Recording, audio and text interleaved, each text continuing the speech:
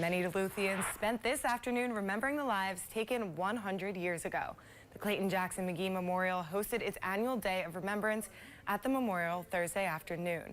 The event aimed to educate the public about the lynching of 3 African-American men who were wrongfully accused of sexually assaulting a white woman on June 15, 1920. The event had guest speakers to share their experiences about racial discrimination in America. Kim Green with the CJM Memorial says that racial discrimination, sadly, is still alive and well in 2024. I think a lot of people in the community think there is no racism in this community, and there is. This is a town is known as a sundown town. So racism still exists. It's just more hidden. Green also says that events like this help people understand the true history of Duluth so history doesn't repeat itself.